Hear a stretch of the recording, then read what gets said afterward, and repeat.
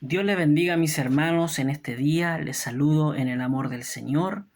En este día me toca la reflexión y quiero compartirles en el libro de Lucas capítulo 4 versículos 24 al 27. Leemos en el nombre de Jesús. Y añadió: de cierto os digo que ningún profeta es acepto en su propia tierra. Y en verdad os digo que muchas viudas había en Israel en los días de Elías, cuando el cielo fue cerrado por 3 años y 6 meses, y hubo una gran hambre en toda la tierra. Pero a ninguna de ellas fue enviado Elías, sino a una mujer viuda en Sarepta de Sidón. Y muchos leprosos había en Israel en tiempo del profeta Eliseo, pero ninguno de ellos fue limpiado, sino Naamán el sirio. Amén. Una de las cosas, hermanos, que mueve el corazón de Dios es la humillación. La humillación mueve poderosamente la mano del Señor. La humillación es algo que el Señor no pasa desapercibido, que el Señor mira de cerca cuando sus hijos se humillan. Y Él busca, ¿cierto?, que su pueblo se humille. Él busca que nosotros busquemos, ¿cierto?, de rodillas, busquemos su presencia humillados, ¿cierto?, delante de Él.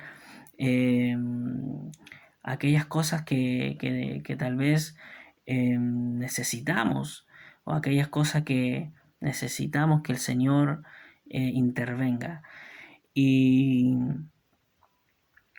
Y acá la palabra, hermanos, Jesús saca a relucir dos personajes, que son la viuda de Sarepta y Naamán el sirio.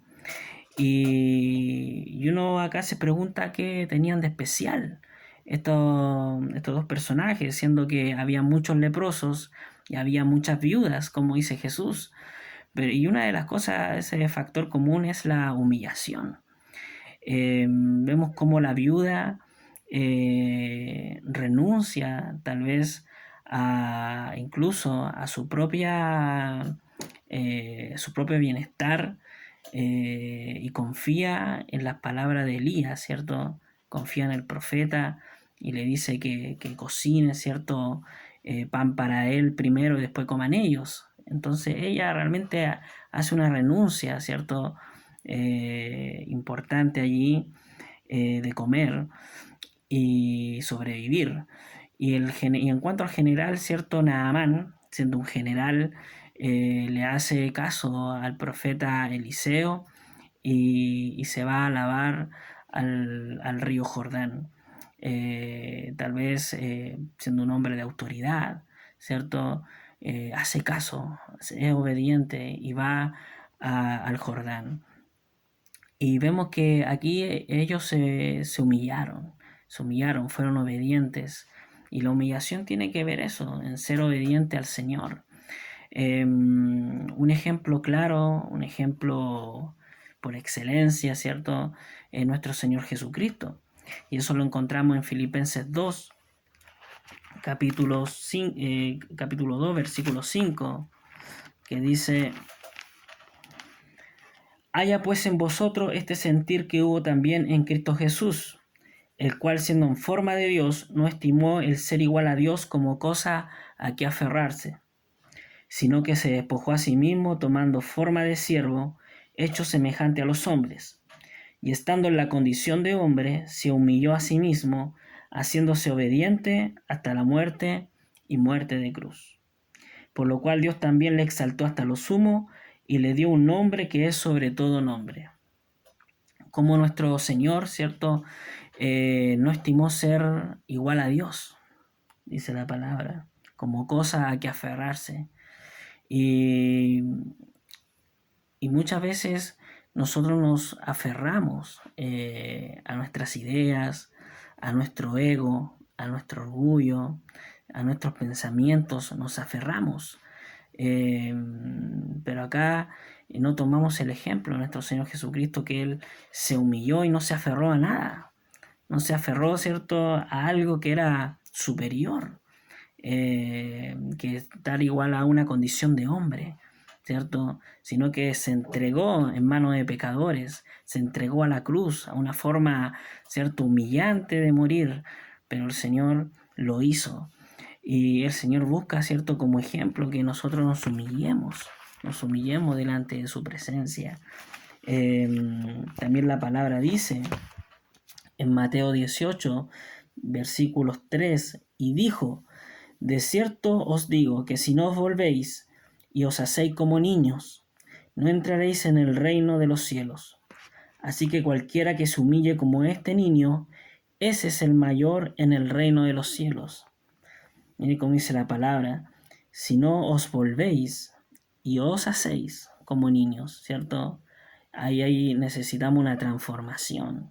¿Por qué? Porque nosotros muchas veces tenemos un corazón inclinado, ¿cierto?, al orgullo, ¿cierto?, a la tosudez, al ego, muchas veces.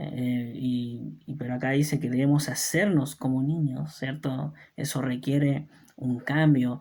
Nosotros debemos humillarnos para que el Señor transforme nuestra vida en cuanto a la humillación, a humillarnos delante de Él. También la palabra en Primera de Pedro, capítulo 5, versículo 6, humillaos pues bajo la poderosa mano de Dios, para que los exalte cuando fuere tiempo. Humillaos pues bajo la poderosa mano. Muchas veces nosotros no estamos por encima de las circunstancias, porque no buscamos, ¿cierto?, una vida de humillación delante del Señor. Pero acá dice la palabra que si nosotros nos humillamos, Él nos va a exaltar, ¿cierto? Nos va a poner sobre, ¿cierto?, sobre las circunstancias. Muchas veces Él nos va a poner sobre, ¿cierto?, cosas que tal vez nos esclavizaban. Ahora vamos a estar encima, ¿cierto? ¿Por qué? Porque buscamos primero la humillación delante de Dios. Y así el Señor nos llama a que nos humillemos. Si se humillare mi pueblo, ¿cierto?, sobre el cual mi nombre es invocado, ¿cierto?, y oraren, hay que humillarse. El Señor nos busca que nosotros nos humillemos.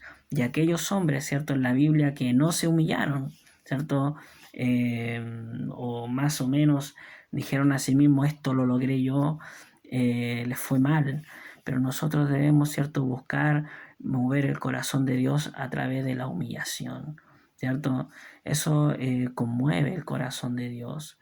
El Señor mira de cerca, ¿cierto?, a los humildes, ¿cierto?